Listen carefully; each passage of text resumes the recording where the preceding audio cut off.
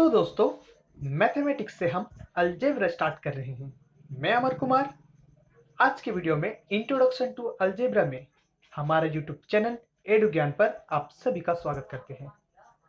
हम introduction to algebra यानी कि बीजगणित का हम लोग आज परिचय थोड़ा सा जानेंगे। तो दो बहुत ही इंपॉर्टेंट टर्म जो आता है हमारा बीजगणित में, एक होते हैं चल राशि और एक होते हैं अचल राशि यानी कि variable quantity and constant quantity.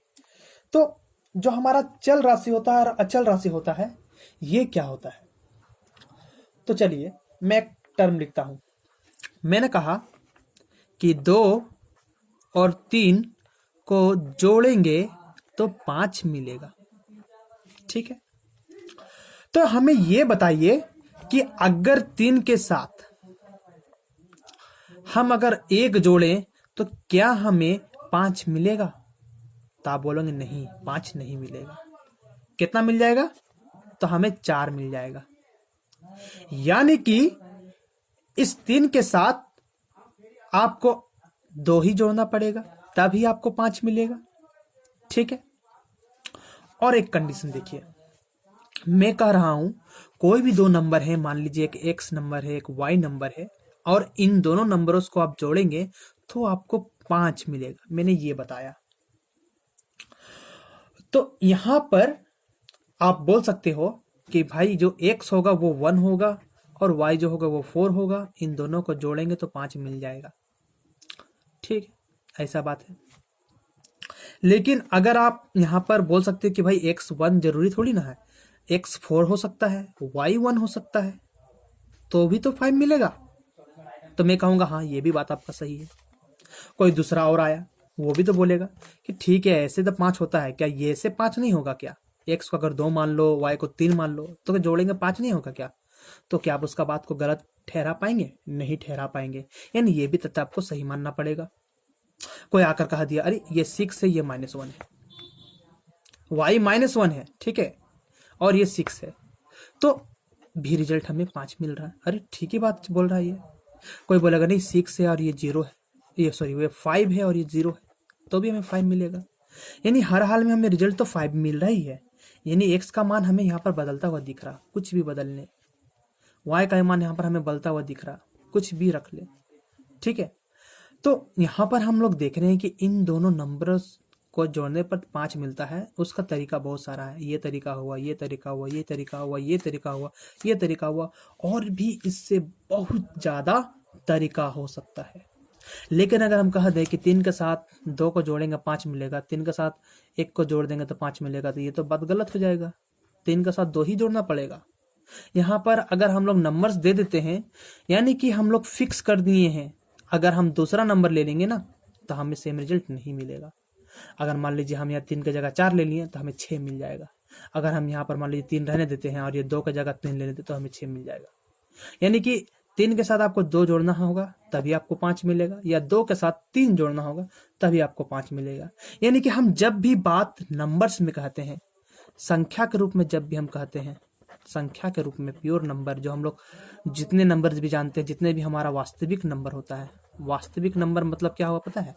Real number है ना। जितना भी नंबर्स हुआ, जैसे कि -1, -2, 1, 2, 3, 0, √2, √3, फिर आके बहुत सारे नंबर, 2/3, 1/2, है ना, या 1.2, 1.55, इस तरह का जितना भी नंबर्स हुआ सब वास्तविक नंबर्स होते हैं।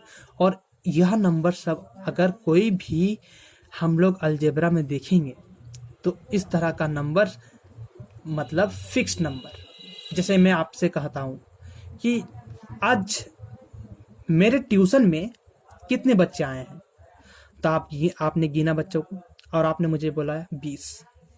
आपने कहा कि आज ट्यूशन में 20 बच्चे आए हैं, ठीक है, तो क्या इसका मतलब मैं कभी भी 21 सोच पाऊंगा या 19 सोच पाऊंगा? नहीं ना। आपने जो कहा वो फिक्स हो गया मेरे लिए। मतलब आज बच्चे 20 आए हैं तो आए हैं, मैं 19 नहीं सोच सकता, मैं 21 नहीं सोच सकता।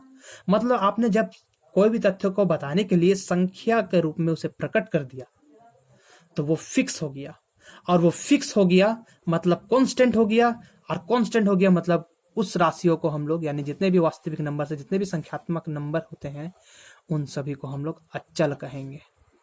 और जहां पर हमारा मान बदल रहा है, वेरी कर रहा है, देखिए कभी x का मान 1 हो रहा है तो कभी 4 तो कभी 2 तो कभी 6 कभी 5 और भी बहुत कुछ हो सकता है। यानी x का मान बदल रहा है, y का मान बदल रहा है। इसका मतलब कि यहाँ पर ये दो राशि जो हम लोग x और y लिए हैं, ये जो संख्या हमें बताएगी उस राशि को हम लोग कहेंगे यहाँ पर चल राशि कहेंगे। तो चल राशि को मुख्यतः अंग्रेजी अक्षर के छोटे स्मॉल लेटर्स में हम लोग व्यक्त करते हैं। A B C D dot dot dot बहुत सारा वर्ड आ जाएगा है ना, जेड तक, एम एन पी क्यू बहुत सारा एक्स वाई जेड, तो बहुत सारा वर्ड होता है। एक्स हम लोग नॉर्मली ज्यादा यूज करते हैं, एक्स वाई। तो चल राशि में हमारा ऐसा कंडीशन होता है कि उसका मान वेरी कर सकता है, बदल सकता है, पर अचल राशि हमारा कभी वेरी नहीं कर सकता। नॉर्मली वो संख्यात्मक राशि होते हैं, है ना। तो अचल राशि मतलब कांस्टेंट फिक्स हो गया। आपने 10 कहा तो 10, और यहाँ वेरिएबल राशि एक्स वाई जेड आपने कभी कहा दिया कि हाँ आज ट्यूशन में एक्स लड़के आए हैं, एक्स बच्चे आए हैं, तो मैं इसका मतलब क्या समझूंगा, 5 10 15 20 कुछ भी समझ सकता हूँ। मतलब मेरा मान वेरी कर सकता है, यानी कि मैं चल राशि में फंसा हूँ। तो बीजगणित का ये जो दो तथ्य है, चल राशि और अचल राशि, मैं आशा करता हूं आप लोगों को अच्छी तरीके से क्लियर हो चुका होगा। तो आइए मैं इसी टॉपिक को आगे बढ़ाते हुए मैंने कुछ कंडीशन लिख रखे हैं हिंदी में, उस कंडीशन के मदद से मैं कुछ अचल पद लिखूंगा गणितीय रूप में, ठीक है। सॉरी अचल नहीं, चल पद लिखूंगा गणितीय रूप में। तो देखिए मजा आएगा। कोई संख्या से 5 अधिक है, ठीक है। कोई संख्या यहाँ पर हम लोग कुछ भी रख सकते हैं भाई, 2 10 20, है ना। अगर हम लोग 2 सोचते हैं 2, तो यहाँ क्या बोला, कोई संख्या से 5 अधिक। तो अगर वो संख्या 2 है तो इससे 5 अधिक, यानी इसमें 5 जोड़ दीजिए, यानी वो संख्या 7 बन गया, है ना। अगर मैं 3 रख लूं तो यहाँ पर 5 जोड़ दें तो वो 8 बन गया। यानी कोई भी संख्या रख लें उससे 5 अधिक होना चाहिए, ठीक है। तो इस तरह के तथ्य को हम लोग बीजगणितीय रूप में इस प्रकार से लिख पाएंगे। क्योंकि हमारा मान यह वाला वेरी कर रहा है, यानी हमें कौन सा राशि यूज करना होगा, यहाँ पर हमें यूज करना होगा चल राशि का यूज करना होगा। मतलब हम संख्यात्मक मान ना लेके A B C D X Y Z लेंगे। बात को गौर की, जैसे कि मैं यहाँ पर फिर से एक बार पढ़ देता हूँ। बोल रहा है कि कोई संख्या से 5 अधिक, कोई संख्या से 5 अधिक। तो कोई संख्या, कितना संख्या, आप 1 ले सकते हो, 2 ले सकते हो, 3 ले सकते हो, कितना भी ले सकते हो। बस उससे क्या करना है, 5 अधिक करना है। जैसे मैंने यहाँ पर 2 लिया तो तथ्य में क्या बोला, कोई संख्या, मतलब यहाँ मैंने 2 ले लिया तो यानी 2 संख्या। तो 2 संख्या से कितना अधिक होना चाहिए, 5 अधिक, यानी 5 उसमें जोड़ो तो बनेगा कितना, 7 बनेगा। यानी जब हम 2 संख्या लेंगे तो हमारा ये कंडीशन से क्या बन जाएगा, वो संख्या 7 बन जाएगा। अगर हम 3 ले ले तो, अगर हम 3 ले ले तो इस कंडीशन से वो 5 अधिक, तो 3 में 5 जोड़ेंगे बन जाएगा 8, यानी इस कंडीशन से वो 8 बन जाएगा। अगर मैं 4 ले लूं, अगर मैं यहाँ 4 ले लूं तो 4 और 5 जोड़कर कितना हो जाएगा, 9, तो इस कंडीशन से वो फिर 9 बन जाएगा। यानी कि मेरा जो ये कंडीशन दिया हुआ है इसका अनुसार जो रिजल्ट हमें मिल रहा है वो वेरी कर रहा है। तो जब भी वेरी कर रहा है मतलब कि चल पद हमें मिल रहा है, चल राशि हमें मिल रहा है, तो वहां पर हम लोग संख्यात्मक मान यूज नहीं कर सकते। वहां पर हमें यूज करना होगा चल राशि यूज करना होगा, अचल राशि यूज नहीं कर सकते। माफ कीजिएगा अगर मैंने अचल राशि या चल राशि में मतलब 2 को अगर मैंने चल राशि कह दिया होगा तो मेरा गलती होगा, मेरा फॉल्ट होगा, उसे माफ कर दीजिएगा। ये अचल राशि है। तो मैं कहना चाहता हूं कि अगर अचल राशि में हम इस तथ्य को लिखेंगे तो ये पॉसिबल नहीं है, क्योंकि वेरी कर सकता है। यहाँ पर बोला है कोई भी संख्या, तो आप 2 लेंगे तो 7 बन जाएगा, 3 लेंगे तो 8 बन जाएगा। यानी कि ये वेरिएबल पद आपको अगर बनाना है तो आपको कौन सा राशि यूज करना होगा, आपको चल राशि यूज करना होगा। क्यों, क्योंकि इसका मान बदल रहा है, वेरी कर रहा है, कभी 7 तो कभी 8 तो कभी 9 भी हो सकता है। जब हम लोग यहाँ 4 रखेंगे तो 9 हो जाएगा ना। तो इसलिए इस तरह का तथ्य को मैथमेटिकल रूप में लिखने के लिए हम संख्यात्मक राशि नहीं यूज कर सकते, यानी कि हम चल राशि या अचल राशि यूज नहीं कर सकते, कांस्टेंट राशि यूज नहीं कर सकते। हमें यूज करना होगा चल राशि को। अगर आप चल राशि यूज करेंगे तो देखिए आप लिख पाएंगे इस तथ्य को। मैं अगर मान लूँ चल राशि के रूप में ABCD बहुत कुछ हो सकता है, मैंने x उठा लिया, मैंने मानना कि कोई संख्या x है, ठीक है, और इससे 5 अधिक है वो संख्या, तो लीजिए ये बन गया आपका संख्या, है ना। अब x का मान आप कुछ भी रख लीजिए, आपको डिफरेंट रिजल्ट मिलेगा। तो ये आपका बना इस तथ्य का गणितीय रूप, ठीक है। अब देखिए अगला वाला, बोरा कोई संख्या से 5 कम, तो देखिए कोई आ गया, फिर आ गया कोई संख्या, मतलब वेरिएबल राशि पकड़ना है, तो पकड़ लीजिए x, वो कोई संख्या क्या है, x है। उससे 5 कम करना है, तो लीजिए घटा दीजिए, 5 कम है तो घटाने ना पड़ेगा, लीजिए। तो ये हो गया इसका मैथमेटिकल रूप। बात समझ में आ रहा है आपको? अगर आपको बात समझ में आ रहा है तो वीडियो पॉज करके आप ये तीसरे नंबर का उत्तर दीजिए। मैं आशा करूंगा अगर आप लोग वीडियो को अच्छे तरीके से समझ रहे हैं तो इस तीसरे नंबर प्रश्न को बनाएंगे। अगर नहीं बनता है तो मैं अभी बता रहा हूं आपको।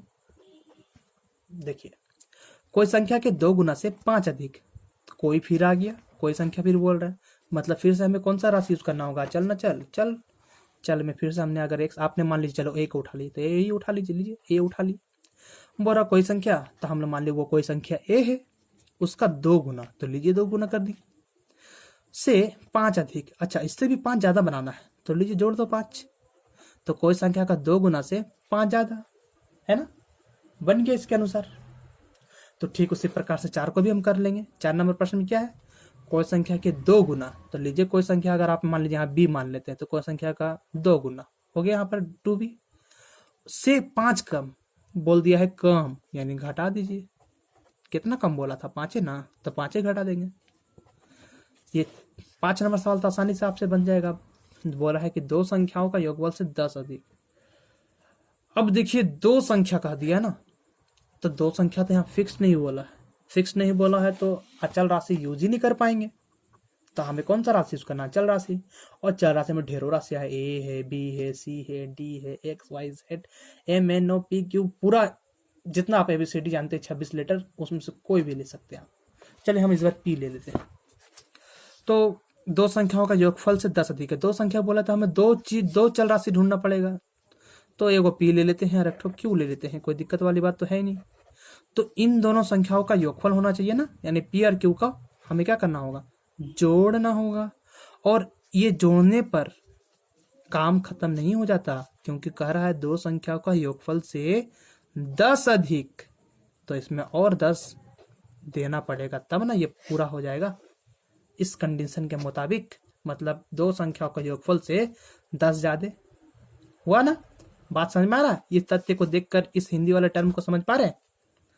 ये नॉर्मल हो जा रहा केस, ठीक है।